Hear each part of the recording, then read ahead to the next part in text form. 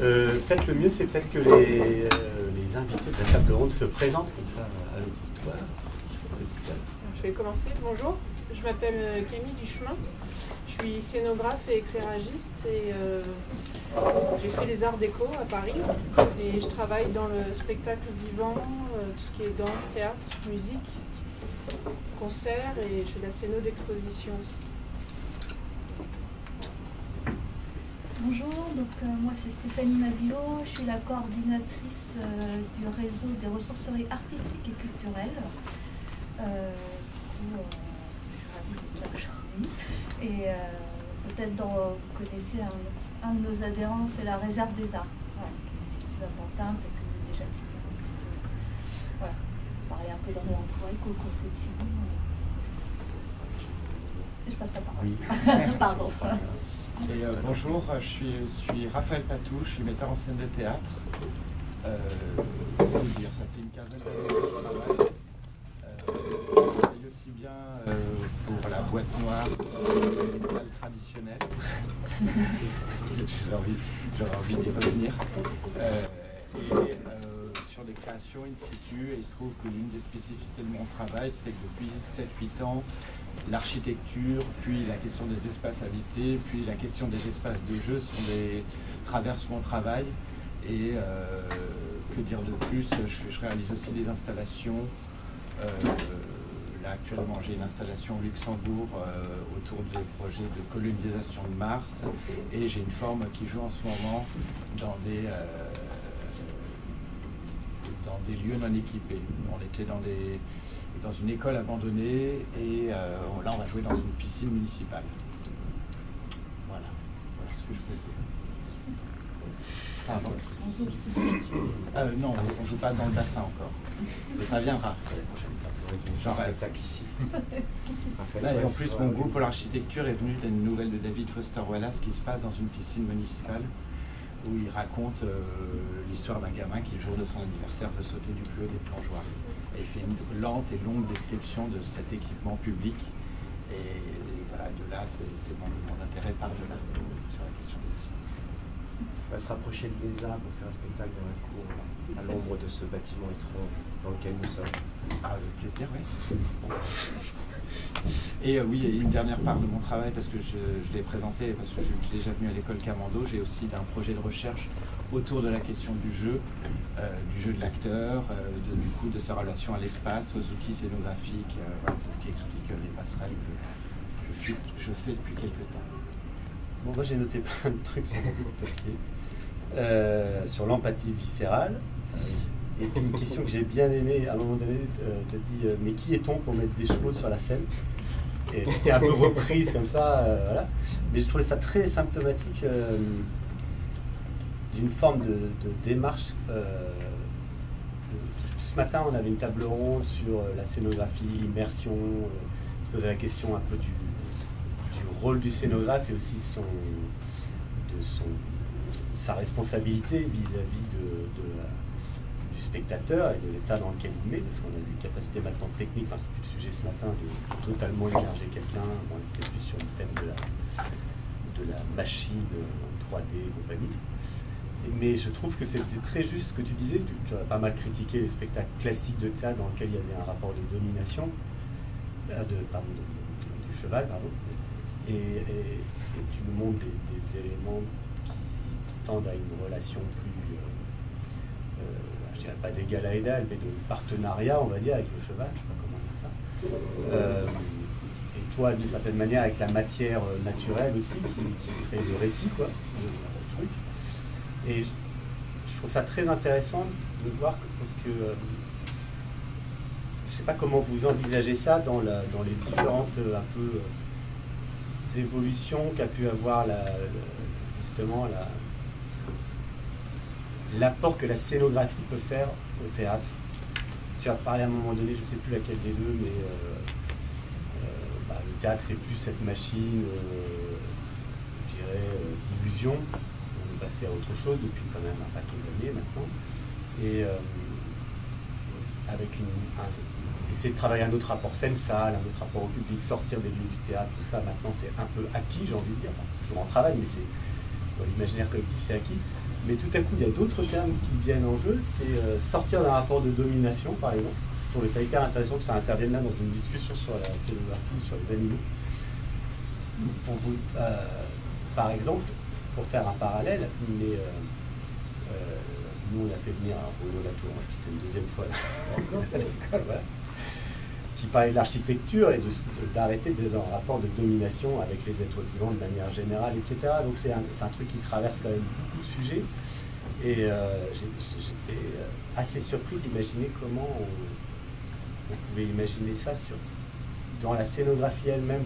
Enfin, je trouvais ça intéressant comme entrée en matière, de ne pas être dans la domination, ni dominer les spectateurs, ni dominer même les différents intervenants du spectacle. Mon entrée est complètement foireuse, hein, j'en sais rien, mais j'ai trouvé que c'était un cri du cœur, ce truc qui est-on pour mettre des chevaux sur la scène comme ça, je trouve ça assez juste. Ça questionne un peu notre responsabilité, d'autres, hein, mais voilà. Après, j'avais plein de choses à dire là-dessus, mais je ne sais pas si ça fait réagir les uns les autres, mais est-ce que c'est une question légitime ou pas? Est-ce que vous posez des questions en tant que scénographe sur votre qui est-on pour mettre les gens dans une piscine municipale, par exemple? Avant ça, parce que je pense que ça rejoint ce que tu es en train de décrire, j'ai un vrai souci, je veux corriger cette petite chose, le rapport aux salles traditionnelles. J'adorerais, j'aimerais amener une précision, la question qui me vient, c'est quelle tradition? Parce que la salle à la Villard frontale avec les spectateurs dans le noir, c'est finalement une histoire du XXe. Avant ça, je ne vais pas refaire le chapitre, mais il y avait énormément d'autres types de dispositifs scéniques, dans d'autres traditions qui poursuivaient d'autres objectifs que l'idée de la vraisemblance, voire même, et du coup le problème de la prise de pouvoir du spectacle sur l'activité du théâtre. De la même manière, ce matin, je n'étais pas d'accord, je tiens à le préciser, sur l'entrée, on s'était de dire, alors comment ça s'était formulé, oui, l'événementiel, je ne sais plus si on parlait d'un défilé ou je ne sais plus quelle expérience, nous sommes soucieux de l'arrivée au théâtre, de ce qui se passe avant, de la représentation, de ce qui se passe après, comment c'est récupéré. Je veux juste prendre comme exemple le théâtre du 19e qui avait son foyer, son vestiaire et qui était un lieu de vie à part entière, et donc du coup l'objet spectacle n'avait pas la même valeur. Et j'entends par là, parce que et par rapport à la question de la domination, en fait j'ai pas mal de corrections à amener, je trouve les travaux passionnants et de qualité, mais par exemple aussi sur le vouloir dire du metteur en scène ou de l'artiste. Ça, pareil, c'est une conception pour moi très 20e de notre position de créateur sur un plateau. C'est-à-dire que le vouloir dire de Shakespeare, j'aimerais bien que quelqu'un, par exemple, m'explique ce que Shakespeare avait voulu dire en son temps. Et c'est un peu la blague moi, que je fais souvent dans les rencontres, c'est que si j'avais voulu dire quelque chose en tant que créateur, je l'aurais dit, j'aurais pas fait un spectacle. Ce que j'entends par là, c'est comment il y a j'ai une petite, une petite interrogation sur comment des choses qu'on croit qui ont existé de tout le temps finalement font partie de l'histoire relativement récente du spectacle vivant. Je ne sais pas si je suis clair là-dedans. Et que du coup, les travaux proposés sont très intéressants et sont très dans l'air du temps. Et du coup, je suis ravi d'être là. Mais de là à, comment dire, je mettrai une légère réserve sur le fait que, par exemple, le rapport au réel que vous décrivez, je parlerai de moi de rapport à la matérialité, qui est aujourd'hui considérée comme étant le réel. Mais ça, c'est relativement récent. Alors, on pourrait dater ça, pour moi, au début du 19e. Mais le réel shakespearien n'a rien à voir avec la matérialité. Donc, c'est une question, après, en termes de projet scénographique ou d'équipe qui travaille, de savoir quel réel on veut mettre en évidence pour arriver à cette empathie viscérale que vous décrivez très bien. Pour moi, le théâtre baroque, qui est un théâtre du dire et qui est moins un théâtre de plastique qu'un théâtre du poète, et presque du chant, est un théâtre viscéral. Et il provoque une empathie viscérale. Bref, je voulais amener quelques corrections qui me sont chères parce que Parce qu'en tant que Français, et créé en France, et dans d'autres traditions, chez d'autres créateurs contemporains à l'étranger, la question se pose moins, mais je sens qu'il y a une forme de préconception de qu'est-ce qu'on estime être le théâtre traditionnel et de qu'est-ce que notre position de créateur sur une scène et pareil, je finis sur ça et je me tais après, sur la question de la réception passive et d'une réception qui serait, d'une non-réception qui serait active. Vous avez parlé, je ne sais plus comment vous en avez parlé, mais vous opposiez la réception passive à, qu'est-ce qui mettait en activité, le fait d'être dans une empathie viscérale. C'est une façon de changer le rôle du spectateur. Ouais, oui, et je l'entends. Moi, je m'interroge dans quelle mesure réceptionner un spectacle est passif. J'ai la même remarque. En fait, la vraie question, c'est est-ce que le spectateur, le mot spectateur, il y a spectacle, mais est-ce qu'on est passif parce que le corps ne bouge pas, ou est-ce qu'on peut être actif aussi avec le cerveau quand un spectacle nous engage? En fait, on est actif parce qu'on reçoit, on ressent, on réagit. Donc je suis assez d'accord sur la remarque, c'est pas parce qu'on ne bouge pas qu'on n'est pas actif en fait. Mais je suis d'accord avec cette notion. Et comment dire, j'ai envie de faire si je la passe parce que je pense que c'est révélateur.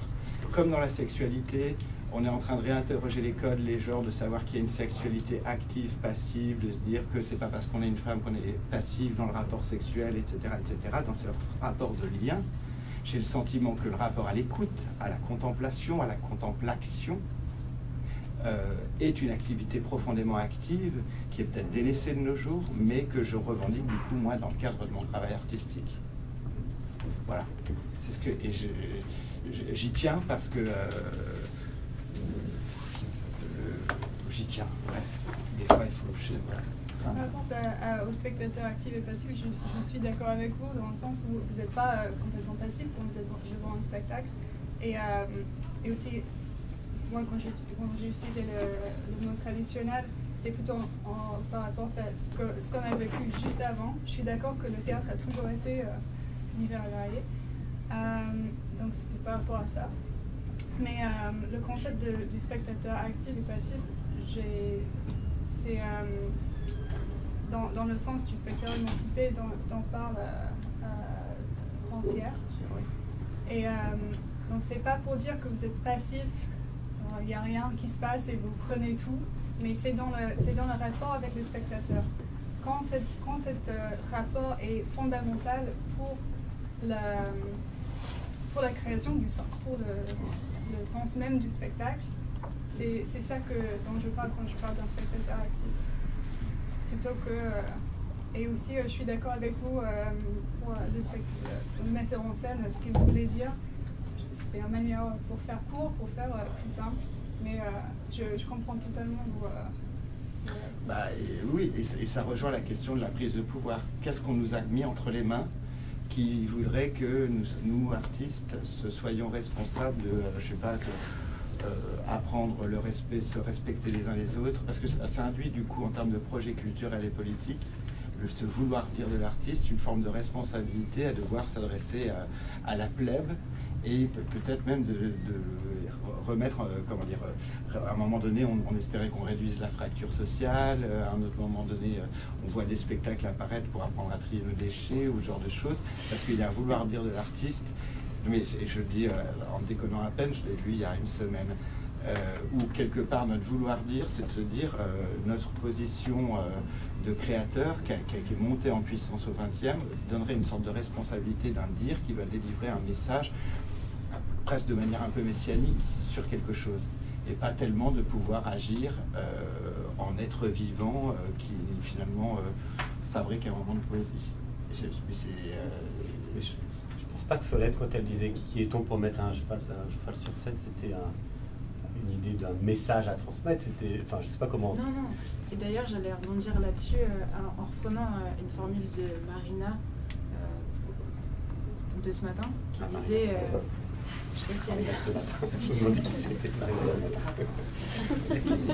Parce qu'elle a dit, elle a parlé de scénariser la liberté, et je trouve que c'est vraiment dans le cadre là de spectacle avec le vivant, pour du vivant, enfin c'est une forme de paradoxe, et je pense qu'une manière de le résoudre, c'est dans les relations qu'il y a entre les différents éléments, que ce soit les spectateurs, les différents éléments scéniques, le son, la lumière, les présences animales, les présences matérielles, et donc c'est juste ce qui m'est venu là, parce que c'est vrai que dans les formes de spectacle que je décrivais au tout début, c'est un rapport très, très cru à la domination, et effectivement cette injonction de dire on va faire ça pour que le spectateur ressente ça, c'est aussi quelque chose de presque absurde par rapport à la création théâtrale. Et après, je rebondis un peu sur ce que vous dites. Je pense aussi que par rapport au sujet sur la domination, en lien avec, alors surtout la présence animale qui est très problématique pour moi sur scène. C'est vrai que ce que tu décris au début, on pourrait dire presque que le cheval est décoratif, parce qu'il est juste là pour être joli, et puis je pense qu'à une époque où il n'y avait que des calèches dans la rue avec les chevaux, on s'en ficherait complètement. C'est juste que le cheval a disparu de nos vies, qu'on le trouve joli sur scène. Donc ça, c'est vrai que c'est une pratique. Et dans le cadre... Après, moi, personnellement, le cheval dressé, que ce soit le cirque ou Bartabas, ça me dérange beaucoup, parce que je trouve que la présence, justement, quand on parle de présence brute, que ce soit pour un cheval ou pour un matériau, le brut est quand même très fabriqué, et pour le dressage, et en plus je pense qu'il y a aujourd'hui il y a un débat sur le dressage, je ne sais pas si tu as entendu parler, il y a une école de dressage justement qui essaie de dresser les chevaux sans la contrainte du mort et sans la douleur, ce qui est quand même important dans cette notion de dressage. Et du coup je trouve qu'il y a très peu de spectacles où la présence animale elle est... Alors par exemple dans Bartabas, moi je trouve ça, alors j'en ai pas vu beaucoup, mais je trouve ça un petit peu problématique, parce que même s'il travaille avec le côté animal du cheval, il y a quand même un côté un petit peu décoratif, que c'est juste sa puissance et sa liberté. Et en fait, un cheval, c'est beaucoup plus beau dans la nature, au courant et dans sa pleine force, que sur une scène de spectacle où il est quand même très diminué et très, et je trouve très imputé de sa qualité première, qui est d'être à l'état sauvage. Et l'état sauvage, il est plus beau dans la nature que dans un théâtre.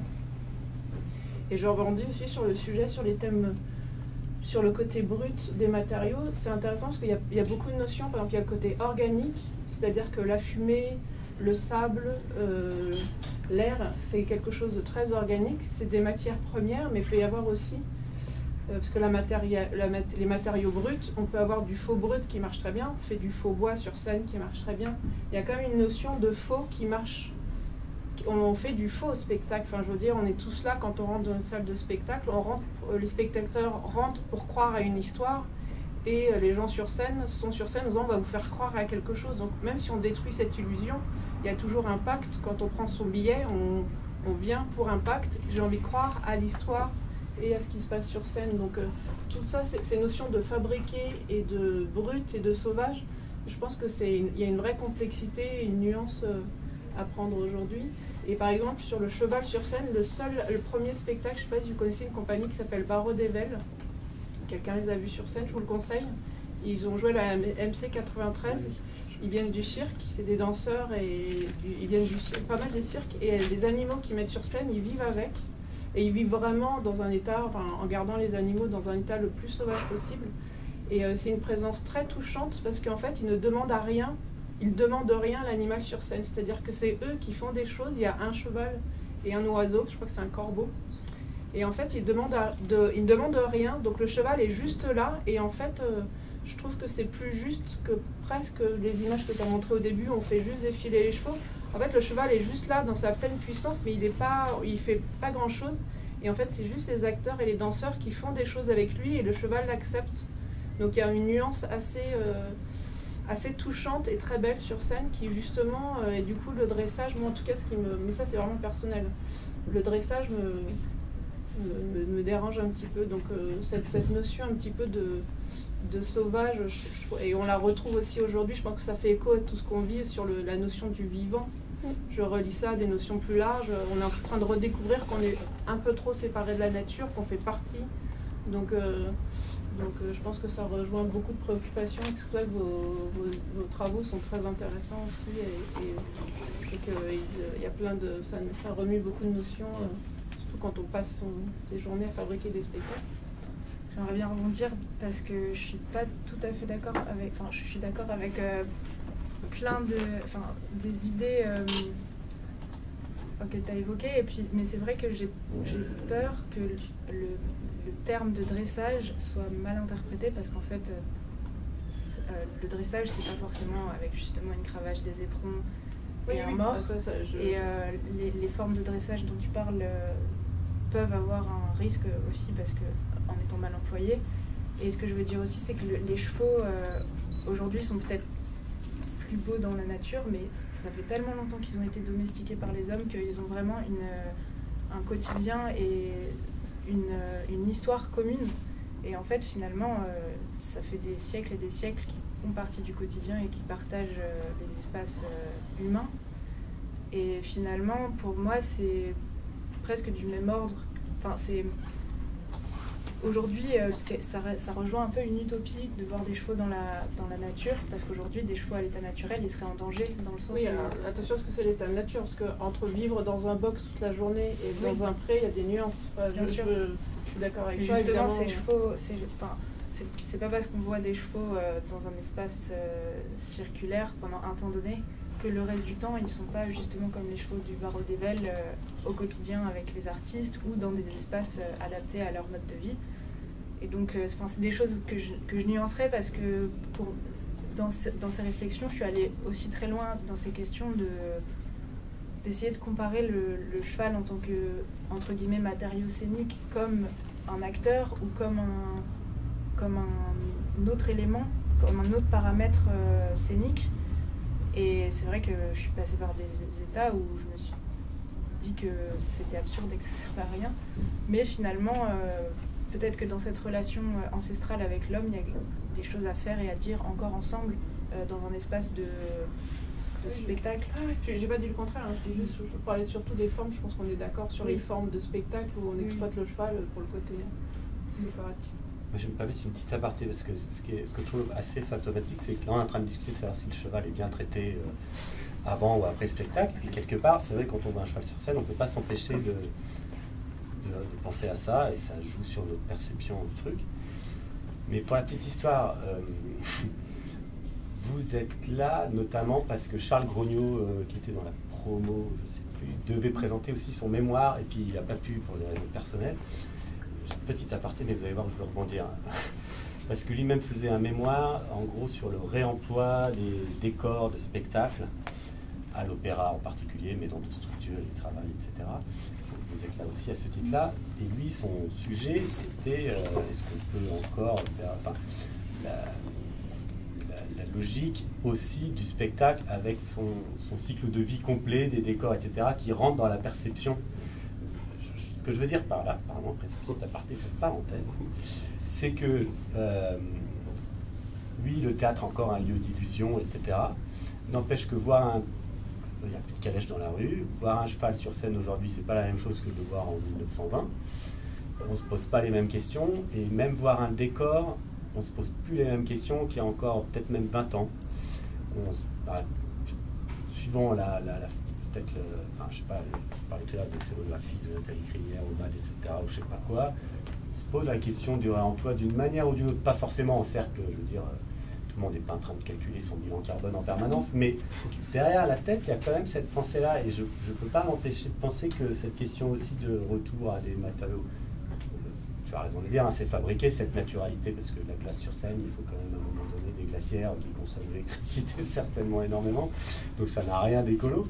Mais il y a quelque chose sur l'empathie aussi du devenir des choses. Il y a ce qu'on voit, mais il y a aussi l'empathie du cycle, en fait, je pense qu'il y a en jeu dans notre regard de spectateur. Enfin, je sais pas, j'ai une intuition comme ça. Quand on voit la glace sur scène, moi, quand je vois un spectacle qui commence avec de la terre sur scène, je pense que je suis pas le seul à me dire « Ah putain, ils ont ramené quand même de la terre, donc ils l'ont arrosé pour qu'elle soit un peu humide. » Enfin, on est tous dans cette espèce de stratégie-là, de se dire qu'est-ce qu'elle va devenir. Le cheval, il a été nourri avant, tu vois. ça fait partie du truc, enfin je sais pas, ça ouvre une profondeur dans les choses. Je pense que tu as raison de parler de ça, de notre regard sur la scénographie, aussi en tant qu'humain qui vit dans ce monde climatique et tout. On a tous un peu d'anxiété envers le climat et la nature. Et je vois de plus en plus de spectacles où Philippe Ken, par exemple, dans son spectacle, où il a une voile imprimée avec la peinture, comment ça s'appelle, le dos de l'homme qui regarde les montagnes. Friedrich. Peinture romantique, carrément. Et je vois de plus en plus de spectacles où les gens mettent la nature sur scène, mais d'une manière très décorative, où en imprimant des photos sur la nature en grande échelle, sur des rideaux par exemple, et c'est très forcé. Et moi je vois dans ça une sorte d'anxiété pour le climat, pour le futur. La nature n'est plus comme c'était, je prends l'exemple de Philippe Ken avec cette peinture, qui a été fait à un moment où l'homme a pensé la nature comme c'est un monde que tu peux jamais dompter. L'homme est tout petit devant cette majesté de la nature. Et aujourd'hui, c'est plus quelque chose qui doit être protégé, on doit mettre sous une boule de glace pour le protéger. Et du coup, je ne sais pas appeler ça une mode, mais c'est représentation de la nature imprimée sur scène en dimension. Je pense que ça parle à cette anxiété pour la nature, pour le climat. Et pour moi, quand vous voyez genre, le spectacle de Maison-Mère de Philomène Ménard, par exemple, quand elle construit ce temple avec le carton, je suis sûre que tout le monde pensait au gaspillage. Parce qu'après, c'est fini, il faut le jeter.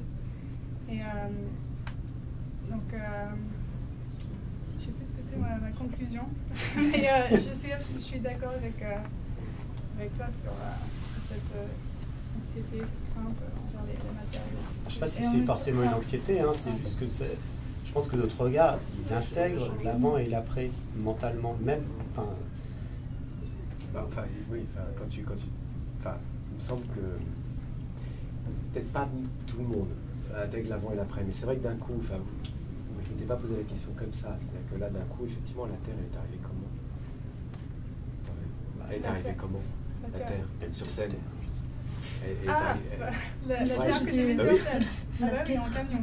Il y a un gros camion qui est là. Les chevaux, ils sont arrivés comment? Tu vois, avec des gros camions. Et effectivement, là, d'un coup, tu commences à te poser toute la question de toute la séquence, en fait.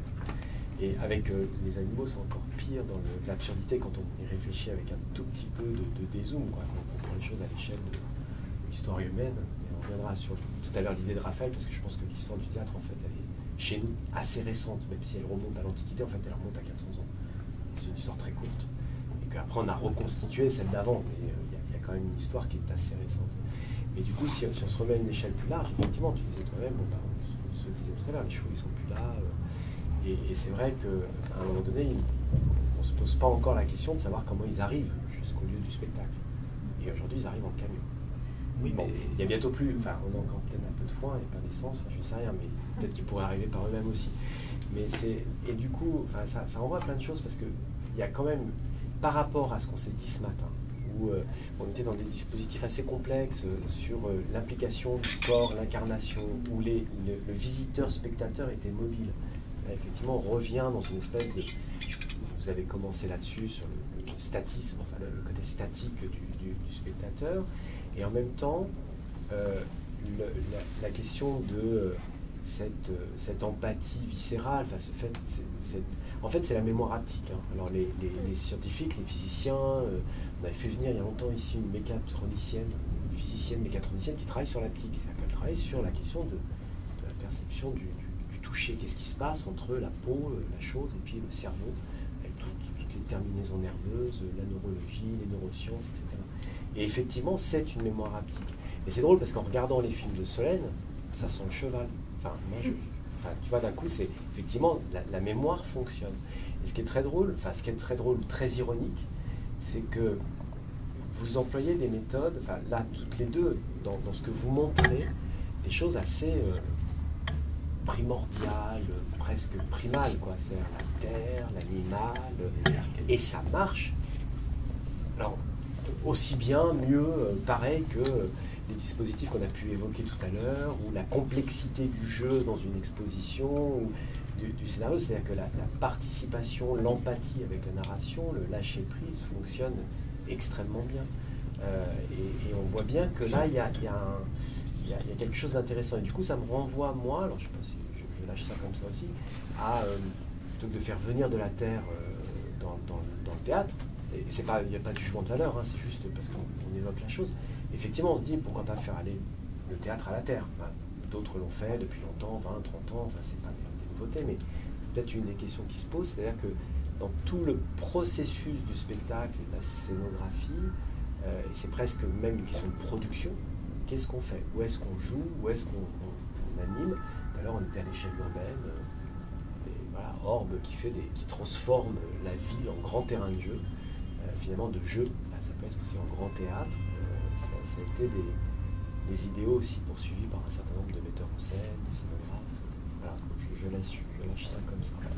Même si vous ne faites pas venir le cheval, la terre sur scène, les gens prendraient leur voiture pour aller dans la nature. Donc, Non mais moi je ne vais pas dire qu'une fois de plus, c'est pas une histoire de bilan carbone. C'est dans l'imaginaire, on ne peut pas... moi j'avais vu, maintenant je me souviens, sur le spectacle à MC 93, pardon, tu parlais avec le cheval. Et c'est Barodével. Ouais. Et je me souviens très bien que tout le monde se demandait, on parlait tous autour de nous, parce qu'on voyait le cheval rentrer dans la coulisse. On devinait qu'il y avait un petit tas de foin derrière où il devait manger son petit 4 heures puis ressortir parce qu'il fait des petits allées-venues comme ça. Ouais. Et du coup, ça faisait partie du spectacle d'imaginer que derrière la cruche, il y avait un mec avec sa fourche en train de donner du foin, etc. etc.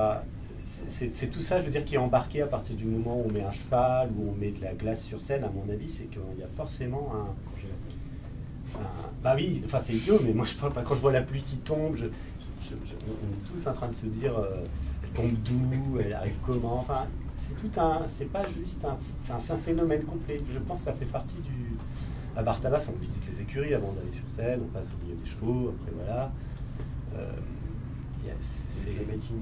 C'est une sorte de truc total, quoi, qui est un peu différent qu'effectivement aller, comme tu dis, jouer dans un pré parce qu'il y a de la terre déjà, voilà, c'est un peu différent. Là, quelque part, c'est presque peut-être moins fort, quoi.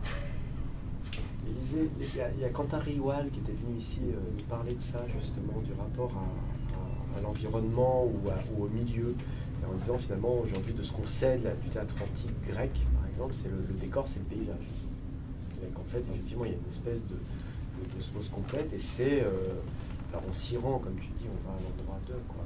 C'est le paysage qui va former le décor. Et aujourd'hui, les paysages, ils sont là. Hein. C'est pour ça que d'un coup, je prends un peu de recul dans la cour. Le front de scène, il est splendide. Et effectivement, mais je pensais aussi à Julie des Prairies, par exemple, qui fait danser à l'extérieur, avec l'architecture, avec l'urbanisme. Et moi, ça me fait réagir parce que je passe par rapport aux questions des processus, à la question du réel, à l'irruption du réel sur scène, à la réalité du jeu de l'acteur, qui est en tout cas moi c'est ce que j'attends d'un scénographe, c'est qu'un scénographe, au-delà de fabriquer une image, m'offre un certain nombre de points d'appui pour l'acteur, dans notre capacité à fabriquer du faux, comme profession. Je peux écrire avec mon acteur le fait de fabriquer de l'inattendu et du non voulu. Et que je trouve qu'on est dans une époque qui fait peu confiance au fait de pouvoir fabriquer du non voulu. Je m'explique par là, faire bégayer un acteur ou le faire trébucher, lui faire avoir des appuis instables que je peux fabriquer en collaboration avec mon scénographe. Et de la même manière, là, sur la dernière forme que je crée, j'ai réintroduit dans mon geste de mise en scène des gestes parasites. Tous ces gestes que quand on débute le théâtre sur les 2-3 premières années d'apprentissage, on essaye de supprimer. C'est se autoriser à se gratter le nez, boire un coup, refaire son lacet, réagencer son jogging, qui sont autant de gestes, d'effets de réel qui sont répétés et qui d'un soir à l'autre arrivent à chaque moment, à chaque instant, au même moment à chaque représentation, qui donnent l'expérience, le sentiment au spectateur d'assister à une forme d'unicité de la représentation. Alors que nous, on est des escrocs. Et j'ai envie de réfléchir, comment dire, vos travaux m'invitent à réfléchir l'endroit de notre savoir-faire d'escroc. J'entends par là, et ça rejoint ce que tu décrivais, sur notre capacité à fabriquer du faux, qui n'est pas très à la mode à l'heure actuelle, parce que dans les arts de l'incarnation et de l'interprétation, on a le modèle du cinéma et de l'acteur studio qui ont envie de nous faire croire à un jeu qui serait à l'unicité de l'instant du jeu. Mais ça, c'est une école esthétique et c'est une idéologie ou un canon esthétique de l'époque. Moi, je sais que j'avais tendance à vouloir un peu me battre contre ça, et il n'y a rien qui me fait marrer plus quand on joue et qu'on se dit « Ah, mais en fait, les acteurs sont en improvisation ». Non, c'est un métier. Je dis ça dans le sens où, parce qu'on peut écrire l'instable, l'éclairagiste avec lequel je travaille, là sur le dernier, je lui ai demandé de me créer vu qu'on est dans des bâtiments non équipés, on est obligé de ramener de l'électricité, donc je lui ai demandé de simuler, de programmer des sortes de montées de puissance comme si on avait un problème dans le bâtiment et qu'un projo se mettait à clignoter, qu'il y avait une erreur. Et pas tout le monde, mais encore régulièrement, c'est de dire mais ça va, le bâtiment a été sécurisé, et c'est rien, on est en train de parler, et voilà, je dis ça. Et moi je pense, je finis sur ça, quand je vois aujourd'hui, parce que j'aime toujours amener les choses à des choses très pragmatiques, et même sur le fait du réemploi, quand je pense au réemploi ou à la terre sur terre, je pense direct au DT. C'est-à-dire quelle est la négociation, genre le directeur technique. Ah oui, alors oui. Parce qu'en fait, ça demande à changer la façon de faire et à anticiper tout ça. Et c'est lui qui est une personne clé en fait pour changer les pratiques. Nous on le sait, enfin au-delà, on n'est pas. Donc, le réseau, le RESAC, ça regroupe aujourd'hui 8 recycleries, ressourceries en fait artistiques et culturelles qui sont aussi bien sur le secteur du théâtre, auprès des lieux de tournage, mais aussi de la muséo. On est là pour accompagner aussi les acteurs à changer leur pratique, parce qu'on peut le dire, mais après c'est toute la mise en œuvre qui est forcément, pas forcément difficile, mais on parle de paradigme en fait. Donc il faut aussi accepter ça. Et du coup on est sur de la collecte des décors, des feuilles de décor, des choses comme ça qui peuvent être réutilisées, mais l'idée c'est pas de collecter pour collecter, c'est collecter pour permettre après une revente, une deuxième vie à tous ces éléments-là, deuxième vie auprès des petites compagnies qui étaient déjà clientes de ce procédé-là, parce que ça a aussi un coût pour la fabrication. Également pour les particuliers, je vois on a une ressourcerie qui est du côté de Blajan, à côté de Toulouse, en fait. Il n'y a pas de magasin de bricolage à proximité, et du coup les particuliers viennent s'alimenter sur ces éléments de décor qui sont constitués notamment en bois, et du coup ils viennent s'alimenter, ça c'est une nouvelle ressource pour eux. Et au-delà de la vente, on travaille également tout ce qui est sur l'économie de fonctionnalité en fait, sur l'usage, plutôt que de se dire on va acheter pour utiliser et puis faire un déchet, c'est plutôt de se dire est-ce qu'on ne peut pas louer en fait un équipement, un matériel, un élément de décor en fait, ou aussi le mutualiser en fait. Mais il faut, il y a de la standardisation peut-être à faire, mais aussi certains équipements qui peuvent être partagés avec plusieurs acteurs culturels en fait, puisque tout le monde n'utilise pas au même instant. Notamment, je pense à la Cité des Congrès à Nantes qui a mutualisé plus de 300 chaises en fait pour se dire moi je l'utilise sur tel événement, tout le reste de l'année, d'autres opérateurs peuvent les utiliser. Donc en fait, c'est au-delà de l'économie linéaire où on avait l'habitude il y a plusieurs années d'être dessus, c'est de transformer vraiment en économie circulaire. Et dans l'expérience, c'est vrai que moi j'ai un regard, enfin ça fait des années que je travaille sur le réemploi, sur la préservation des ressources, plutôt dans l'économie sociale et solidaire. Et en voyant la terre sur la Seine, moi aussi, c'est de me dire, punaise, déjà il faut lamer la terre, il faut l'arroser sans doute pour qu'elle soit encore humide, donc ça veut dire tout procéder, puis qu'est-ce qu'on en fait après. Et je pense on commence à avoir ce regard-là aussi, parce que dans notre vie de tous les jours, au-delà du tri des déchets, on est concerné aussi par tout ce changement. Et qu'à un moment, quand on va aussi dans des lieux, quels qu'ils soient, on a aussi ce réflexe-là. Et du coup, juste pour parler des directeurs artistiques, c'est comment à un moment c'est inscrit aussi dans le cahier des charges, en fait, qui est une clause économie circulaire ou clause de réemploi qui soit attribuée en fait aux scénographes pour leur permettre de travailler avec des éléments de réemploi ou alors de penser la scénographie en fait de telle sorte qu'à la fin de l'exposition ou de la représentation, qu'est-ce qu'on fait de tout ce matériau en fait, qu'on l'anticipe dès la conception. Et ça, il faut aussi donner du temps pour faire ça. Donc il faut aller sourcer, puisqu'on n'est pas le roi Merlin du réemploi en fait. Aujourd'hui, il y a 8 structures nationales. L'idée, c'est d'avoir une ressourcerie par région. C'est à peu près l'ambition, voire un peu plus avec les matériothèques, mais aussi il faut avoir le temps et la visite de telle ressourcerie, c'est aussi un processus créatif en fait, parce qu'on ne sait pas ce qu'on va trouver. Donc ça peut permettre aussi d'alimenter complètement, on a des retours d'expérience où en fait des scénographes, c'est en venant visiter des ressourceries, se sont dit tiens, je peux utiliser ça ou ça. Et c'est ça qui est intéressant, on n'est pas que des structures, en fait on va proposer des matériaux ou la location, c'est aussi que c'est un vrai échange aussi avec le secteur culturel.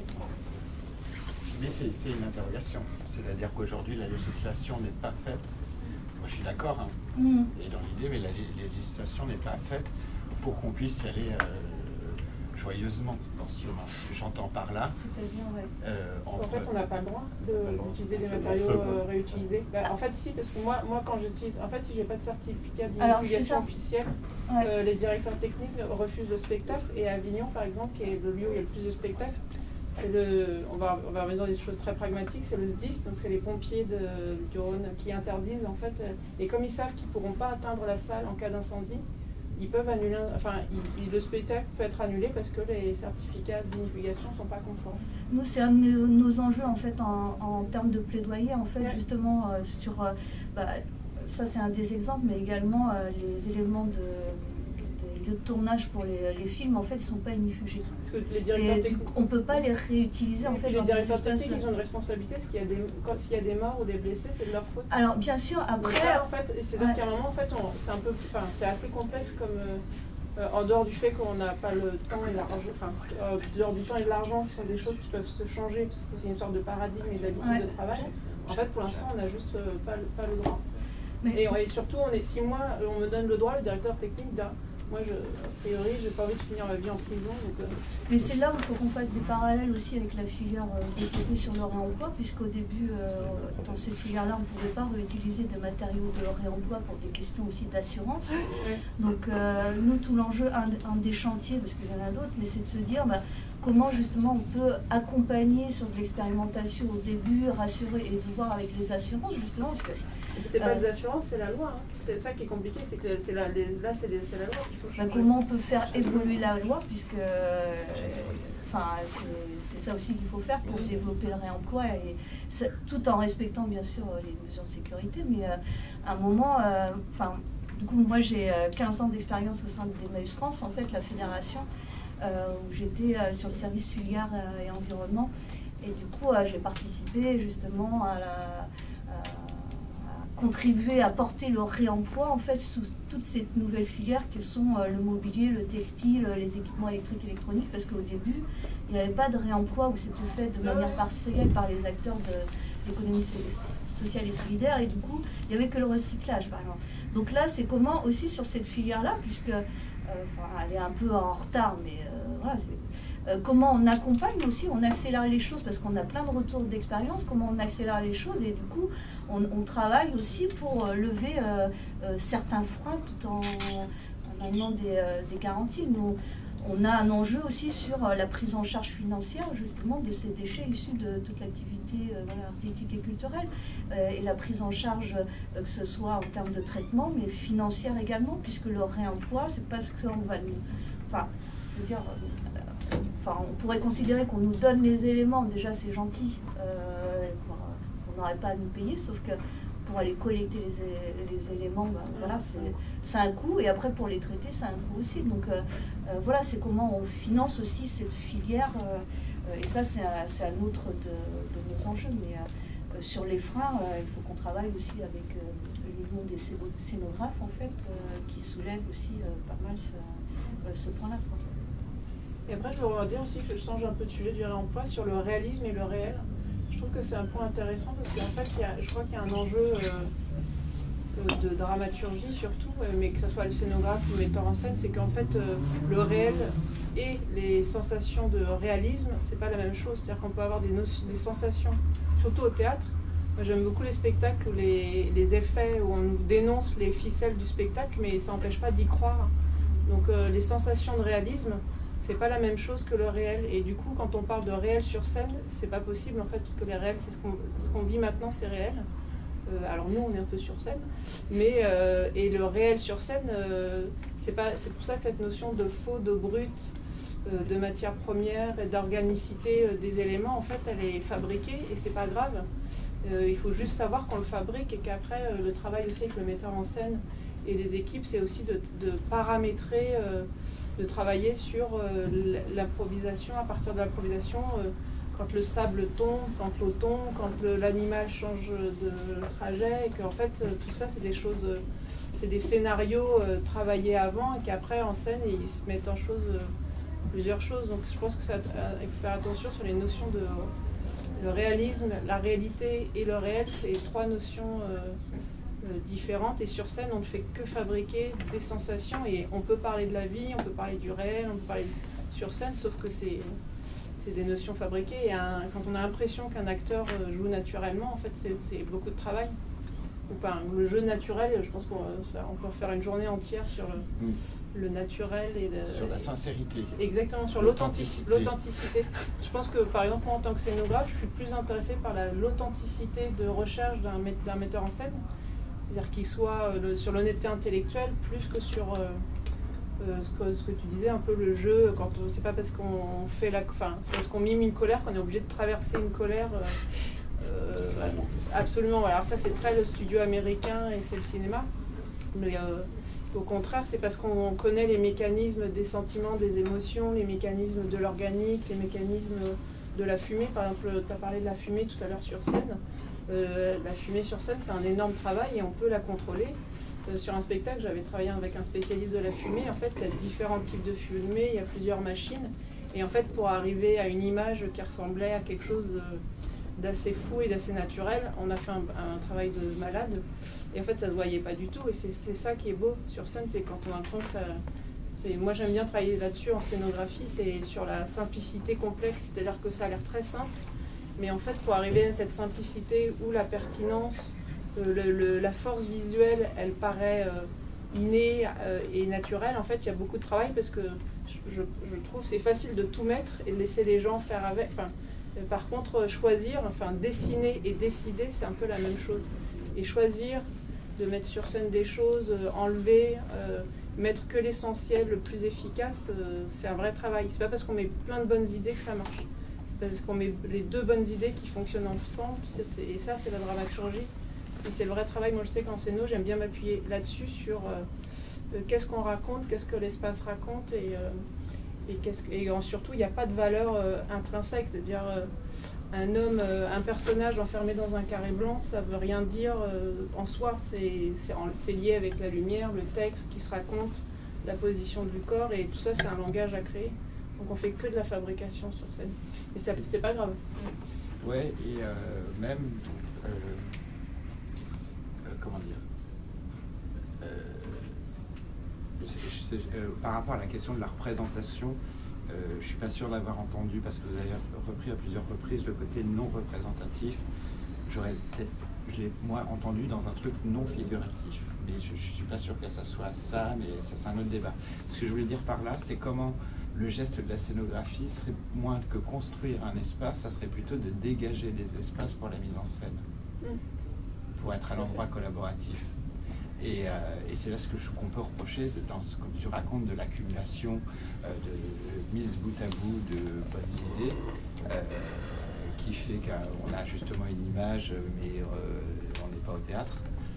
C'est comment, peut-être qu'un geste de scénographe, c'est plutôt de dégager, retirer des choses, créer des ouvertures pour qu'un corps d'acteur puisse s'inscrire et qu'on puisse créditer, je ne sais quoi, une colère, une douleur, et que moi, mon travail de metteur en scène, c'est justement du coup après de pouvoir m'appuyer sur l'espace pour trouver la vérité du jeu. Mais je crois que la scénographie, c'est un accompagnement en fait. On accompagne une mise en scène, un corps, un acteur, un danseur, et on met en valeur, c'est plus c'est exactement ça, c'est un accompagnement d'un geste, c'est mettre en valeur un geste en fait. Et du coup, moi, par rapport au réemploi, alors je vais le quitter pour le prochain spectacle, mais là ça... non, mais parce que ça fait déjà 3 spectacles que je fais avec la même scénographie. C'est bien. Bien non mais et que c'est conscient et désiré, du coup les objets on la patine des spectacles précédents. Et que pour moi c'est l'histoire, voilà, c'est ma petite popote, etc. Comment dire? Et du coup, est-ce que ça c'est communiqué? Enfin, est-ce qu'à un moment au niveau du spectacle vous dites qu'il y a un engagement là-dessus? Les gens le sentent. Mais j'en fais pas un argument. Moi, je fais ça et par mesure d'économie et pour dire mon poème. La question écologique, bien sûr que je suis sensible, mais ce que je veux dire par là, c'est comment on fait du réemploi une question esthétique et un propos esthétique et pas un propos politique et écologique. Ou de sensibilisation Moi, je sais pas si c'est ma place. Ouais, mais je sais pas si c'est ma place. J'ai envie en tant que citoyen, bien sûr. En tant qu'artiste, non. J'ai des nécessités. On parlait de la démesure ce matin. Si mon espace de jeu devient l'espace d'une revendication politique, je suis plus sûr d'être à ma place. En revanche, vous pouvez me voir dans certains événements, dans des manifestations, et essayer d'adopter un mode de vie qui va dans ce sens-là. Mais j'ai l'espérance que l'espace du théâtre, de l'art en général, puisse se préserver de certaines problématiques. Et je voulais revenir sur tout à l'heure, tu parlais de distanciation. Pour nous, je crois, mais c'est une notion très précise qui renvoie à Brecht et à une certaine idée du théâtre politique. Et je pense qu'il ne fallait pas du tout l'entendre à cet endroit-là. Mais est-ce que tu t'es interrogé du coup sur cette distance-là? Parce que dans la manière justement du rapport au réel, où justement il y avait l'idée de dénoncer la théâtralité des choses que l'on est en train de fabriquer, je sais pas, c'est-à-dire en termes de polarité, je me suis dit tiens, en fait, justement l'endroit politique comme le théâtre, comme un endroit où les choses sont à décrypter, c'est fini. Aujourd'hui, nous désirons des objets artistiques, je vais peut-être prêter des intentions, des artistiques qui soient surtout émotionnels. Tu vois ce que je veux dire? Non. Est-ce que tu connais le théâtre de Bertolt Brecht? Oui. Et son effet de distanciation, qui est une dénonciation de la théâtralité et du faux qu'on est en train de décrire. Et que là, tu utilises le même terme, la distanciation, dans un autre sens, pour nous dire que tout d'un coup, alors je t'ai prêté des intentions en disant ce qui doit la toucher, c'est cette empathie viscérale. J'ai vu dans ton travail quelque part un côté manifeste de ce que tu avais envie de défendre. Et ce que je veux dire par là, c'est que je retrouve beaucoup depuis ce matin des travaux qui veulent parler à l'empathie et à l'émotionnel de l'être, comme si l'idée qu'un spectacle puisse se lire et se décrypter était une mauvaise chose en soi. Et que je m'interroge en fait sur ce que ça dit dans cette journée-là. Et tu parles de distanciation, donc moi tout de suite il me dit distanciation, je suis bête et méchant, je me dis Brecht. C'est parce que tu es français. Ah oui? Oui. Parce que je pense pas que tu l'entends de... Bah, j'ai mis, c'était en anglais, j'ai oublié ce que c'est en anglais. Divide. Le theatrical divide. Voilà, et ça... Pas ça. Theatrical divide. Non, je connais pas. Quand je voulais décrire cette configuration de la scène et la salle et le rôle du spectateur. Et dans la distanciation, il y a une manière de vouloir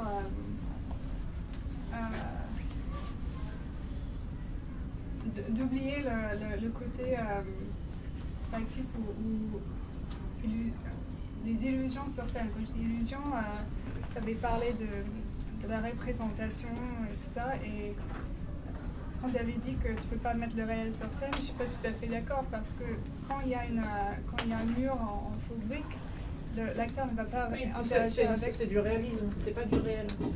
Le réel, c'est ce qu'on vit maintenant. Sur scène, il n'y a pas de... C'est ça, là, la notion elle est importante, c'est le réel. Il y a du réel, ce qui est réel sur scène, c'est des acteurs, l'histoire, les enjeux. Tu peux avoir des sensations de réalisme, mais le réel, les fausses briques, c'est une notion de réalisme, c'est pas du réel. Ça parle de la réalité, mais c'est pas le réel. Oui. Donc c'est ça qui est...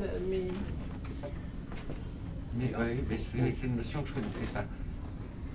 Donc, parce que parce que je pense même que tu te résistes, intellectuellement parlant, parce que je ne sais pas pourquoi on dit qu'il y a une distance quand on est assis dans une salle. Ça ne veut pas dire qu'il n'y a pas que tu es que distant et il n'y a aucun lien avec la scène. Ça veut dire que est-ce qu'on peut aller plus loin et comment on peut engager plus le corps, plus que via l'auditoire et la vision, le spectateur. Et pour moi, ça crée un rapprochement. Si j'ai peur pour la personne, si je ressens ce qu'elle touche dans mes mains, pour moi, il y a un vrai rapprochement avec ce qui se passe sur scène. Plutôt que quelqu'un qui s'allonge sur un bloc de glace, c'est pas pareil que si le bloc de glace est fait en résine ou quelque chose comme ça. Et c'est ça que j'ai interrogé dans le mémoire. La réalité, je ne sais pas quel autre mot employer pour ça. Mais pour moi, il y a une vraie différence. Quand vous êtes assis, j'ai fait un comédie musicale où j'ai réemployé du bois qui a été du bois qui était laissé dehors et que j'ai retrouvé pour construire la scène mais aussi les gradins et tout ça. Et ça se sentait. Et les gens savaient que, certaines personnes m'ont dit que c'était, il y avait quelque chose de plus, je sais pas, tactile ou matériel, quelque chose. Il y a une présence plus forte parce que le bois avait vécu que le... Voilà. Je pense que ça dépend des gens. Après, je crois aussi qu'un très bon... par exemple, il y a un peintre spécialisé en patine qui est très connu. C'est lui qui a fait vous connaissez les théâtres des Bouffes du Nord? Donc, ceux qui ne connaissent pas, il faut y aller au moins une fois. Mais il y a un très beau mur. On dirait que c'est un vieux... En fait, on a l'impression que c'est un vieux mur et en fait, il est faux. Il a été peint par ce peintre. Et en fait, un jour, il lui est arrivé une histoire. Il est très bon, vraiment. Moi, je ne suis pas très fan des fausses patines, mais lui, il est vraiment excellent. Et il a peint aussi je ne sais pas si vous connaissez le Café Charbon, il a peint des fausses peintures du 19e. Et en fait, quand la personne est venue dans le restaurant c'était une visite de contrôle technique ou de je sais pas quoi du bâtiment et tout, la personne a dit il faut arrêter le chantier, vous venez de découvrir des peintures, ça date du 19e, il faut vraiment arrêter. Et en fait, le propriétaire, non mais c'est des fausses, j'ai engagé quelqu'un, le mec fait écoutez, on me l'a fait déjà, je vais arrêter le chantier. Donc en fait, je pense que c'est ça où le faux, et c'est ce que je dis sur la nuance, tu dis il y a des gens qui savaient que c'était du bois brûlé, qui avaient vécu, c'est pas grave. Je pense qu'un très bon, quelqu'un qui est, d'ailleurs c'est le plus compliqué de faire la nature sur scène, de faire le vécu, on y arrive très bien au cinéma parce qu'on a des effets spéciaux, on a plus d'argent aussi souvent, et que de faire la nature, le naturel, l'organique, un arbre sur scène, il n'y a rien de plus dur qu'une forêt, un arbre. D'ailleurs, moi j'ai des élèves, c'est un des exercices, c'est de faire une forêt sur scène. Je pense que la forêt de Bob Wilson, avec juste des silhouettes dessinées, je ne sais pas si vous avez déjà vu, elle est beaucoup plus forte visuellement que si vous mettiez des vrais arbres, parce que c'est très chiant des vrais arbres sur scène. Visuellement, c'est beaucoup plus pauvre qu'un geste à la main ou un dessin de Bob Wilson. Donc c'est là où moi je réagis un petit peu à ce que tu dis. Je pense que tout est... C'est pas le fait d'être d'accord ou pas d'accord, mais je pense que l'empathie du spectateur, elle peut être due à l'implication que tu as dans le spectacle. C'est-à-dire qu'on peut être dans un trifrontal avec un spectacle très chiant et pas être du tout dedans, et on peut être dans un frontal avec un rideau rouge où tu vois tout et croire au spectacle, être dedans, parce que en fait l'empathie envers le spectacle, elle est due au travail de mise en scène, du texte, de lumière, et qu'en fait c'est pas parce que le bois il a vraiment brûlé sur scène que l'incendie sur scène est plus grave, tu vois ce que je veux dire? Mais l'empathie et l'empathie viscérale, c'est pas exactement la même chose. Oui, après, oui, non, mais je trouve d'ailleurs ce terme est très beau, l'empathie viscérale, je le pique, je le revendrai, très cher. Mais oui, mais moi par exemple, je suis plus souvent touchée par la danse contemporaine que par le théâtre, parce que les mots c'est toujours plus compliqué, mais il y a un moment quand tu es ému, quand un spectacle t'émeut, je pense que l'empathie elle vient pas du cerveau, elle vient des tripes, donc je suis d'accord avec toi, mais le bon spectacle en fait c'est pas le dispositif, c'est pas les matériaux qui fait que tu es dedans, on pourra mettre tous les vrais matériaux sur scène, c'est pas ça qui fera plus, là où je suis d'accord avec toi, c'est que le côté immersif de toutes les matières, genre la fumée, le sable. Après, on peut faire un méga spectacle avec de la fumée et faire le truc le plus chiant de la Terre parce qu'il n'y a pas de scénario, il n'y a pas de texte, il n'y a pas de mise en scène. Donc, c'est là où c'est les enjeux de la dramaturgie, la mise en scène, le point de vue et impliquer le spectateur. Par exemple, en ce moment, on parle beaucoup de l'immersif. Moi, je fais de l'exposition. Ça fait 15 ans que j'entends parler de l'immersif et je suis allergique à ce mot. C'est participatif. Participatif, oui, mais oui, participatif, c'est tout, on participe à tout, mais moi, quand on me dit immersif, je fais en fait une salle peinte en bleu, c'est immersif, la peinture bleue, c'est immersif, le rouge aussi, donc en fait, ça ne veut rien dire, c'est pas parce que c'est immersif qu'on met de la 3D, des effets spéciaux que c'est super. Et au cinéma, on a fait ce chemin-là, c'est-à-dire qu'à un moment, les effets spéciaux, on est arrivé à un bout où tout d'un coup, on s'est dit « Ah, c'était bien quand il y avait le scénario aussi ». Donc bah oui, c'est-à-dire qu'à un moment, la technologie, les médias, c'est super, mais en fait, il y a un moment, juste la chose la plus importante, c'est la pensée. C'est la pensée. C'est l'intelligence, les choix, les décisions, la pensée. Il n'y a aucun effet spéciaux ou matière ou budget ne remplacera, en tout cas pour moi, l'enjeu d'un metteur en scène et d'un texte. Et quelqu'un de pas intéressant qui monte Shakespeare, c'est un spectacle pas intéressant. Et un metteur en scène qui est fan de Guitry et qui veut faire un spectacle avec des portes qui claquent et un amant dans le placard et qui le fait bien, et honnêtement c'est beaucoup plus intéressant et pour le spectateur et pour moi que quelqu'un qui n'a rien à dire sur Shakespeare. Le metteur en scène est d'accord. Non, mais tout est possible. Après, nous, je crois que dans notre réaction, c'est qu'il y a des gimmicks de l'époque, je ne sais pas comment dire, un pli de l'époque, qui fait qu'on retrouve certaines notions, ou même, alors là c'est le producteur qui va parler, ou même Madrac me demande si les spectateurs vont pouvoir monter sur le plateau, parce que je travaille sur des gestes de construction. En gros, je fais des variations autour des gestes de construction en architecture, dans les espaces bâtis, et le truc de Mondrac. T'expliques peut-être ce qu'est la DRAC. Direction régionale des affaires culturelles, qui fait partie, c'est l'État en région, parce qu'il y a aussi en Ile-de-France, mais c'est en gros, oui, ceux qui nous donnent de l'argent pour créer, quoi, entre autres. Et le truc, c'est de dire, est-ce qu'on peut monter sur le plateau, quoi? Est-ce que les spectateurs vont pouvoir monter sur le plateau, comment dire, et on m'a fait c'est assez drôle d'ailleurs, parce que je pense que ça raconte l'époque. J'ai deux infos, mais d'un point de vue statistique, bon, apparemment on nous dit que les salles seraient vides, ce qui n'est pas vrai, mais il y a quand même une baisse de fréquentation des spectateurs, mais il y a de plus en plus de gens qui pratiquent, je vais parler uniquement du théâtre, qui pratiquent le théâtre ou les arts de la scène, voire même dans ces pratiques amateurs, c'est des gens qui ne vont pas voir de spectacle. C'est-à-dire qu'il y a un goût pour engager le corps dans notre époque. Je ne sais pas ce qu'on a perdu ou ce ce qui s'est passé, mais on ne veut plus regarder, on veut faire. Et c'est intéressant d'ailleurs la question du faire. Et l'autre info que je voulais te donner, oui, c'est qu'on m'a fait une critique là, sur le spectacle, une relation publique, RP, qui n'a pas adhéré à la proposition, et elle me dit mais j'avais pas envie d'être dans le gradin, j'aurais voulu elle dit j'aurais voulu, et je me dis elle va me dire qu'elle aurait voulu partir. Et elle me dit non, j'aurais voulu être avec eux et pouvoir construire avec eux. Et là il y a comme une sorte de signe contradictoire de à quel moment l'écoute n'est plus suffisante, à quel moment décrypter quelque chose ça devient un peu exigeant.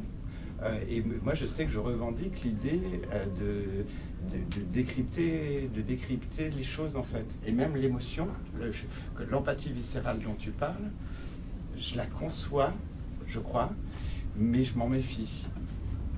C'est-à-dire que je veux bien qu'on vienne me mobiliser viscéralement, mais en tant que spectateur, j'aurais envie de savoir pourquoi je suis mobilisé à cet endroit-là. De la même manière que... Nicolas, c'est pour toi. Oui, c'est ça. Quand on vient convoquer mon empathie émotionnelle, j'essaye toujours d'avoir un retour critique sur pourquoi on convoque mon empathie émotionnelle.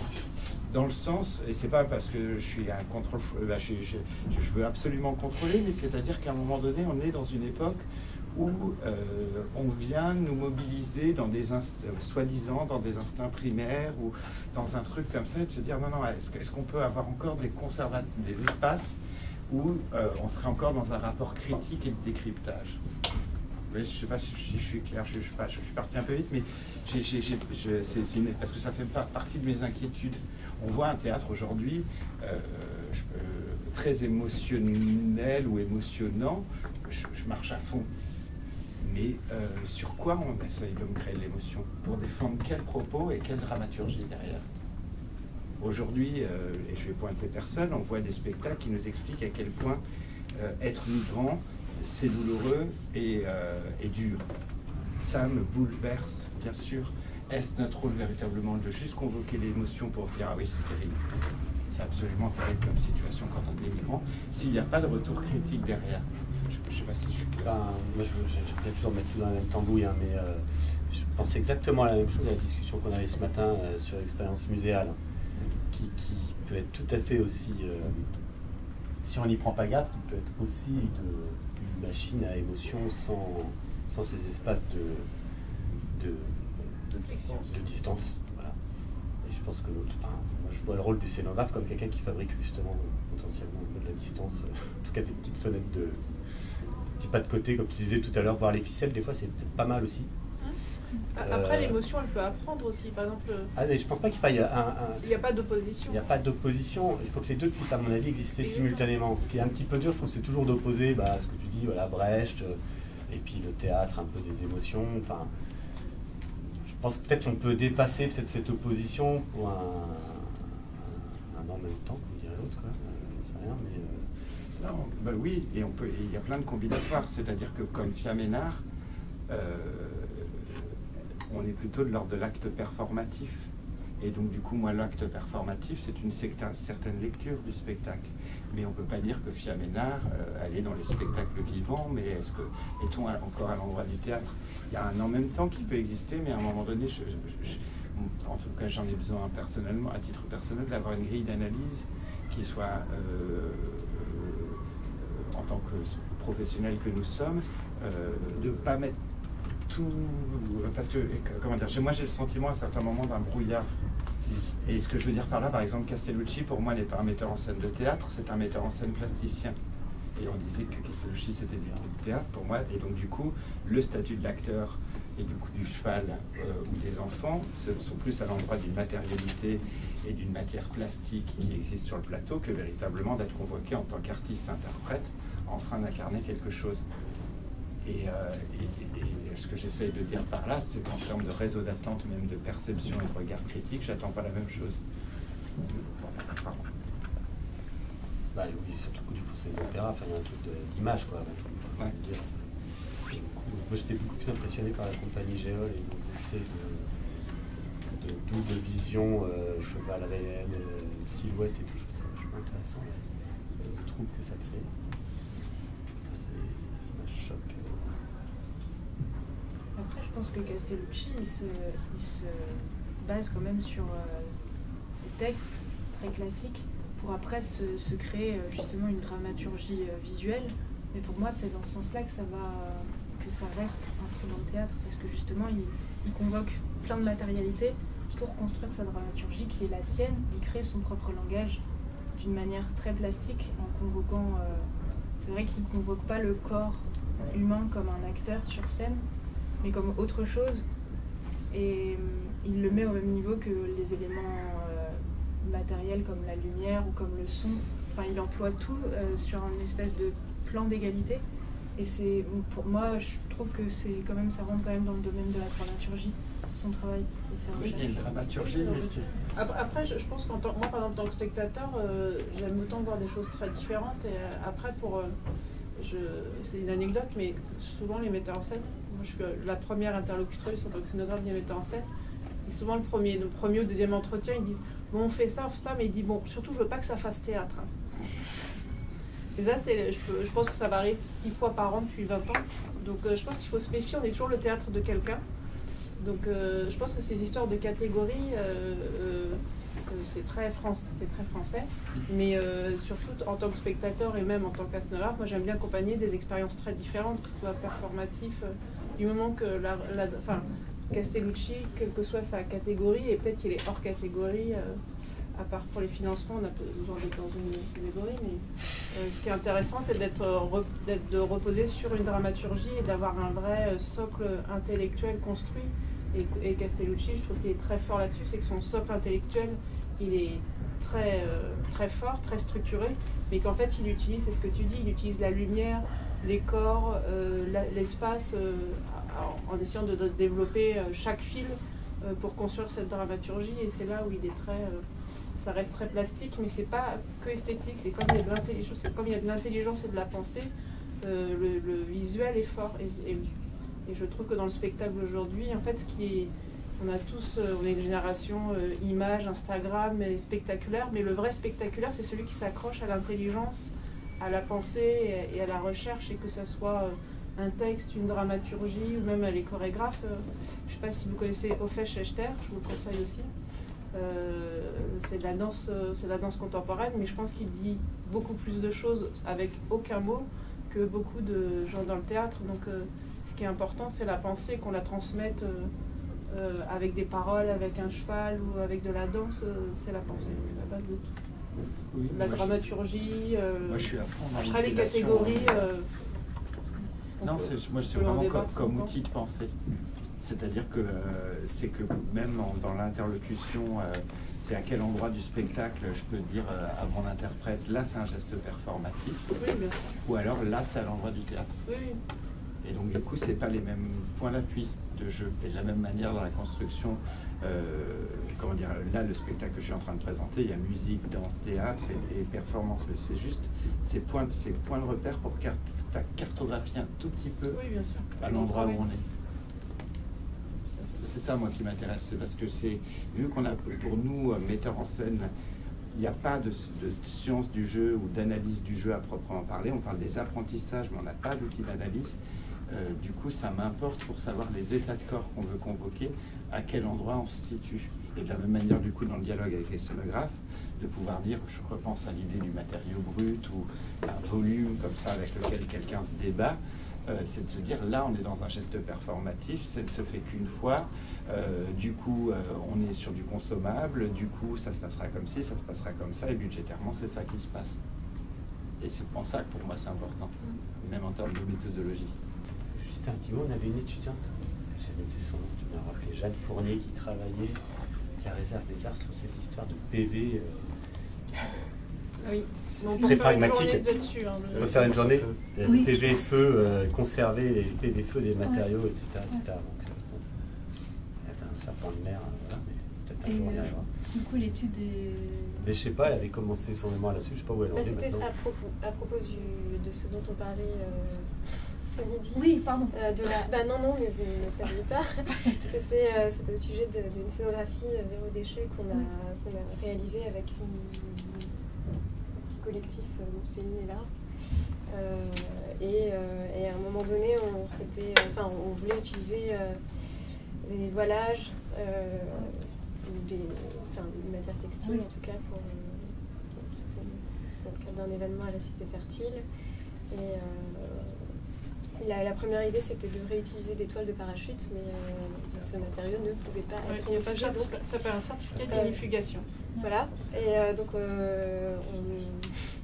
on a été de péripétie en péripétie dans ce projet, et donc au dernier moment, on a eu la chance de trouver à la Réserve des Arts un autre stock de rideaux d'un défilé, je crois, qui venait juste de se terminer. Parce qu'il faut les collections de Fashion Week. Donc là, ces rideaux-là ont pu être inifugés, mais la toile de parachute, on avait trouvé un partenaire en fait, elle qui existe, travaillait. en fait, la toile de parachute, ça existe en version inifugée, mais c'est des fournisseurs spéciaux en fait. Après, pas forcément. Mais c'était pas pour faire tout de. Pour les expos, zéro déchet, c'était juste un exemple. 100% réemploi, la Réserve des Arts justement a travaillé avec une compagnie pour faire ça, et il y a le vernissage ce soir au réfectoire des Cordeliers en fait, où c'est une expo qui a été fabriquée qu'avec des éléments de réemploi, quoi. Donc voilà, si vous voulez aller voir à quoi ça ressemble. C'est où? Le théâtre des réfectoire des Gares de l'Est. Ouais. J'avais un doute aussi par rapport à des ressourceries et justement un peu en relation avec cette partie de la législation, parce qu'il y a aussi une question peut-être des marchés publics et les lieux culturels, ils n'ont pas le droit à acheter dans les ressourceries. Et du coup, c'est les ERP. Et en fait, la catégorie, c'est les établissements recevant du public. Donc 80% des établissements non, publics. mais je ne parle pas pour la inauguration, mais simplement pour une question des marchés publics. En termes d'achat de matière, ils ne peuvent pas acheter des matériaux. Parce qu'il faut faire un concours et tout ça. Faire des appels, oui. Oui, il faut répondre à un appel d'offres, etc. Oui, c'est ça. Du coup, tu ne peux pas aller à une ressourcerie, c'est pour dire. Ouais. Après, sur des gros marchés comme ça, nous, c'est notre limite aujourd'hui, des quantités en fait, parce qu'il faudrait sans doute fournir des grosses quantités. Et on n'a pas. Et aujourd'hui, on est 8 ressourceries au niveau national, avec des gisements qui sont là où sont implantées les ressourceries, quoi. Et du coup, pour répondre à des gros marchés comme ça, il faudrait qu'on passe le gap en fait d'être sur un process d'industrialisation, pour se dire qu'à un moment, ne serait-ce qu'en termes de base de données, on ait un catalogue unique de l'ensemble des matériaux disponibles, parce qu'il faut aussi savoir où sourcer et que ça soit accessible facilement, quoi. Donc c'est aussi un des enjeux du réseau, nous il a que 2 ans, de se dire à un moment comment on se développe. Est-ce qu'il faut qu'on passe à la phase vraiment supérieure en se disant faut peut-être une grosse plateforme qui réceptionne toutes ces matières, mais ça veut dire qu'il faut encore du transport, tout est analysé aussi après pour pas être encore un impact supplémentaire en fait sur la deuxième vie en fait des matériaux. Mais oui, après c'est la question du sourcing en fait, comment on répond à des gros marchés comme ça, quoi. Parce qu'en termes de marché public, il y a eu justement des ouvertures sur les achats en fait, où que ce soit sur le matériel informatique ou d'autres éléments, les collectivités peuvent acheter des matériaux de seconde main, mais il faut pouvoir y répondre aux quantités demandées, quoi. Donc il y a quand même quelque chose aussi à passer. Après, il me semble que ça existe un peu déjà, je pense, en Belgique. Déjà l'agence Encore Heureux qui a fait pas mal de bâtiments avec des éléments culturels.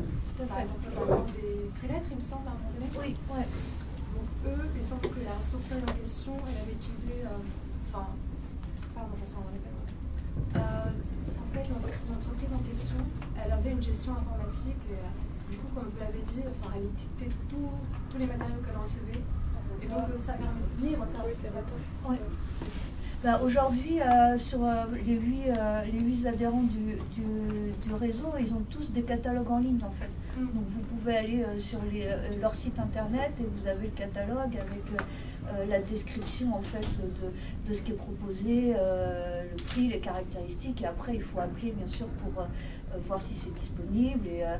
Mais ils ont tous un catalogue en ligne. Après, nous l'idée ce serait de se dire à quel moment on rassemble tout ça sous une base de données et et d'aller vers une plateforme en ligne globale, quoi. Parce que voilà, il y a beaucoup d'initiatives qui se montent là justement sur le réemploi. Il y a enfin, voilà, il y a une plateforme qui s'appelle Clint, il y en a d'autres, Recupsen qui était dans les premiers. Et du coup, nous on se dit c'est quelque chose. Enfin, il faudra aller vers ça, mais plus en termes de vitrine, hein, parce qu'après, on ne va pas forcément envoyer les livraisons. Moi, je fais un peu le parallèle aussi avec mon expérience à Emmaüs, c'est qu'à un moment, c'est aussi là pour avoir une rencontre, en fait. C'est pas que je commande voilà, des linéaires de Tasso et puis je vous livre, c'est aussi, à un moment, ça peut inspirer aussi.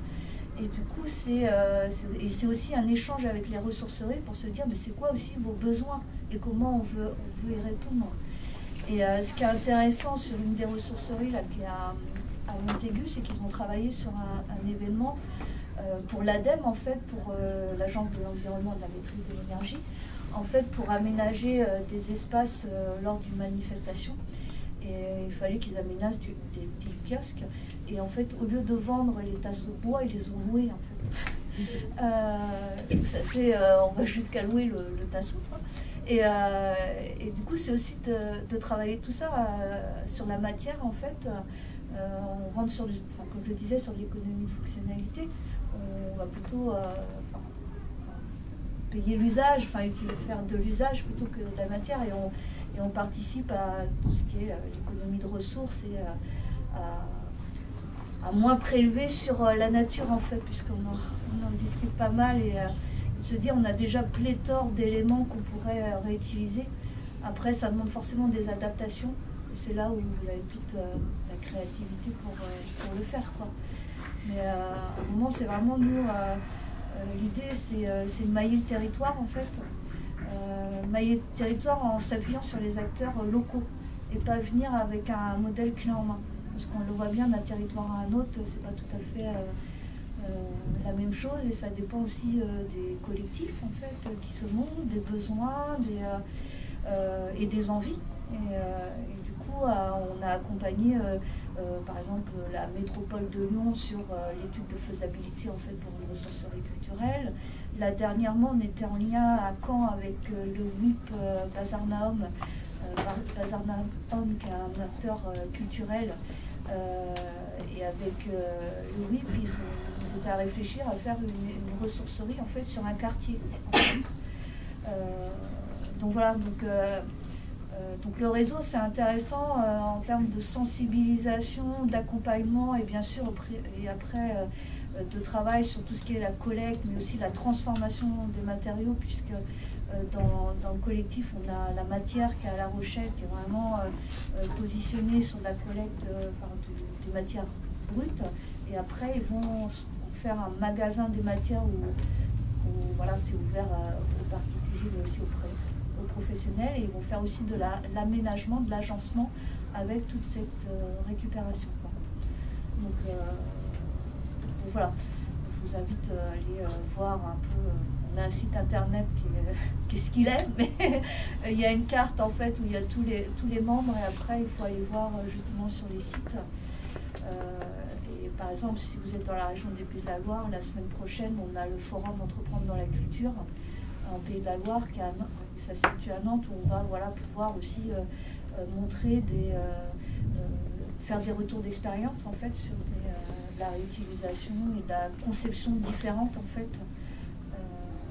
Parce que tout à l'heure, on parlait de la Fashion Week, donc la réserve des arts et également un stock collect, en fait, tout ce qui est les éléments constitutifs, en fait, de cet événement.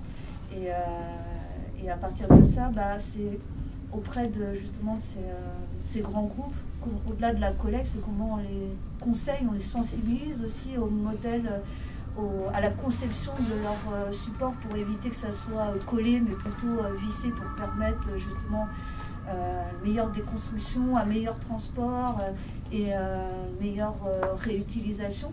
Donc après, il y a tous ces conseils aussi qui doivent être amenés pour travailler différemment. Voilà. Je ne sais pas si Sophie a d'autres réactions, sinon on va peut-être conclure là. tu m'as donné la charge du mot de la fin, c'est pas évident. Il y a une autre main, pardon, il y a une main qui... Ah, il y a une main, j'ai une main qui s'est levée. Non, mais c'est juste une petite. Je ne sais pas si vous connaissez la plateforme Plainte. Si, oui. Qui vient de sortir, je crois. Oui, ouais, tout à fait. Ouais. Et moi, je l'ai vu passer dans le mail PLINTH. Oui.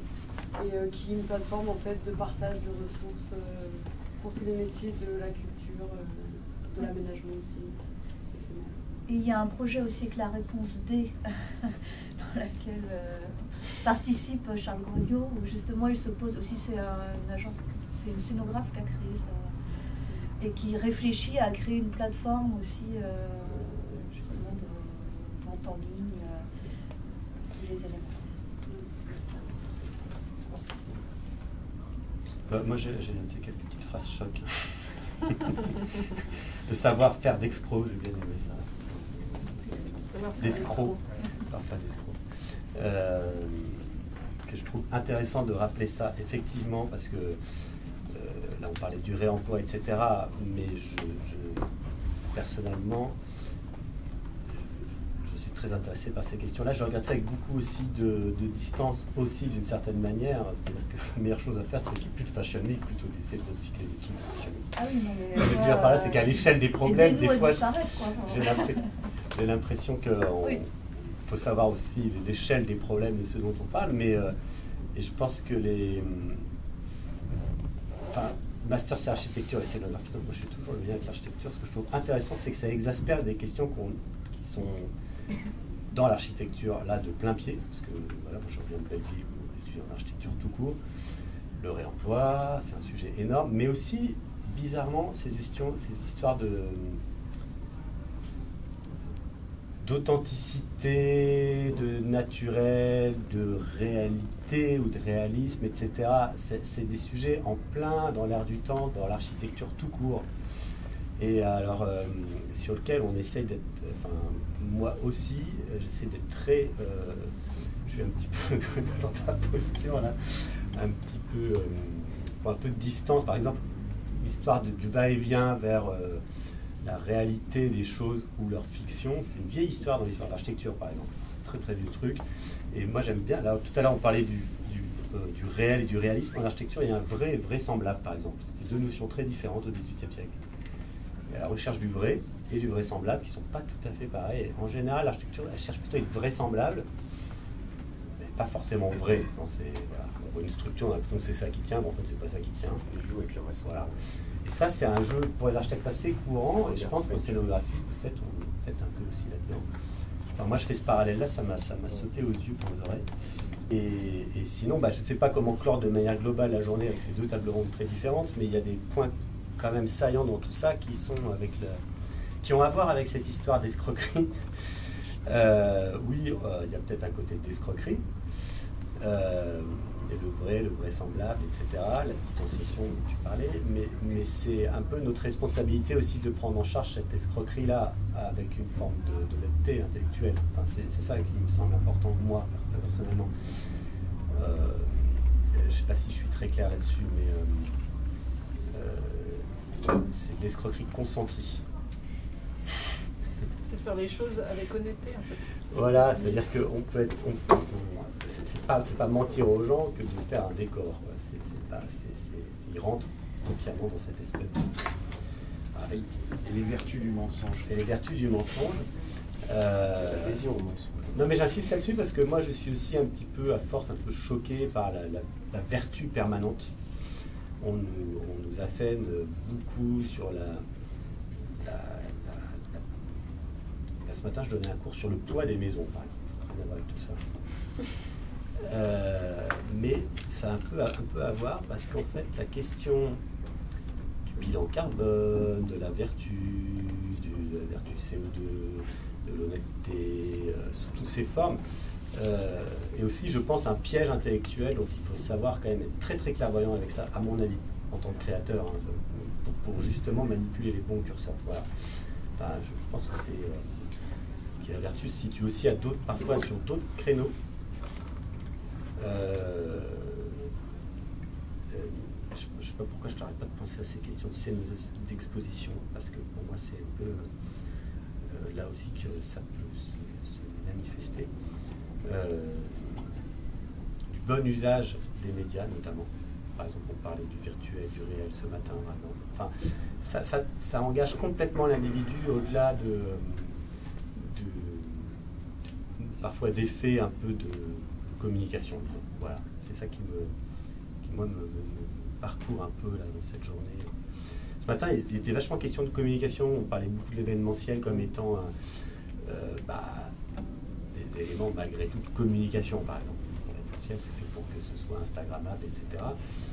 C'est fait pour ça. Bon.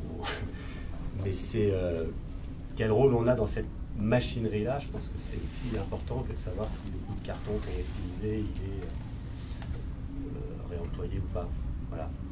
Je voulais peut-être engager une deuxième discussion. Sans réengager de discussion, je ne dirais pas non plus qu'il y a un malentendu. Moi, je pense que peut-être que Victoria, entre autres, sur la question de la Terre, c'était un décor, je pense, véritablement. Ah oui, clairement. Enfin, et qu'il porte du sens par rapport au sens de la pièce, par exemple, qui parlait. Bon, la guerre d'Algérie, c'est pas rien. Enfin, la Terre, c'est pas rien. Et je pense que c'est la question de l'effet recherché, ce qu'on disait sur les faussaires, sur l'illusion, y compris les spectacles équestres qui renouent avec la question des décors presque au sens des décors projetés de la Renaissance, c'est-à-dire des plans qui se succèdent, avec des jeux d'illusions, de mouvements, de faux mouvements. On est en plein dans la lampe magique et dans les panoptiques de Daguerre. Et du coup, tout ça nous renvoie effectivement à ces faussaires géniaux et à l'adhésion du spectateur, celui qui regarde le spectacle et qui respecte, regarde derrière lui aussi, de temps en temps, à cette illusion, quoi. Et voilà. Et donc, effectivement, la question morale, elle n'est pas toujours efficace. Elle n'est pas toujours là où on l'attend, disons. Je sais pas comment dire. Enfin, pour rebondir sur la Terre, c'est aussi l'extraction d'une idée. Enfin, oui. Quand elle est apportée sur scène, ça aurait moins de poids, effectivement, peut-être dans un environnement naturel, ou alors il faudrait le travailler différemment. Oui, et ça a quand même, c'est un geste fort que d'amener la Terre sur scène. Et enfin, bref, je sais pas trop comment parler, mais son contexte, enfin, sorti de contexte naturel, et peut être utilisé juste pour ses qualités sensorielles, par exemple. Ce qui est... Et symbolique aussi. Ça peut être symbolique aussi, ouais. Enfin, faire ce que, oui. ce que vous voulez. Et non, je comprends pas trop pourquoi vous parlez de morale ou... non, mais parce que ce que je veux dire par là, c'est que tout à l'heure, moi, ça me fait toujours très peur quand on commence à dire le bilan carbone de la Terre qu'on a amené sur scène. Heureusement qu'on peut encore amener de la Terre sur scène pour signifier quelque chose qu'on ne pourrait pas faire en allant dans un pré, quoi. Pas pareil. Voilà. Oui, le regard on peut s'autoriser ça. Totalement changé. Parce que ça signifie quelque chose qui est de l'ordre du décor, en fait. L'histoire qu'on raconte. Je ne dis pas que la matière brute ne soit pas un décor, c'est pas la scénographie, c'est pas ça. Ouais, c'est pas ça. On a encore le droit de mettre des chevaux sur scène, tout ça. C'est passionnant. On a été, comment dire, je prends à titre personnel, je viens interroger de manière un peu ferme certaines choses parce que c'est juste, moi c'est un regard de praticien. Et donc du coup c'est des gimmicks, ce que je dis, des gimmicks de l'époque, comment dirais-je, je ne sais pas comment on dirait, mais un pli de l'époque dans l'air du temps. Ouais, et il y a certains termes. C'est des paradigmes qui s'imposent, enfin, vraiment, enfin là c'est pléonasmique ce que je dis, mais ce sont des paradigmes. C'est qu'on voit qu'aujourd'hui c'est ces questions-là qui sont au cœur. Et elles finissent par, parfois, et c'est un peu ce dont on est en train de discuter, elles se suffisent à elles-mêmes. Et c'est pas le propos de porter une pièce, porter un discours, porter du sens, et qui peut se faire par mille moyens. Enfin, l'idée du faussaire, moi ça m'exaspère. Je suis historien de l'art, de l'architecture, j'en connais quelques-uns comme ça, effectivement, qui sont capables de faire des vrais faux tout à fait convaincants. C'est exaspérant. Dans le théâtre, c'est utile, mais oui, dans l'architecture... Dans le patrimoine, c'est une catastrophe. Mais c'est une catastrophe très intéressante parce que ce ne sont pas des faux, ce sont des vrais, puisqu'ils sont aussi vrais que les faux. Enfin, donc, un faux Vermeer qui peut passer pour un Vermeer, c'est un Vermeer.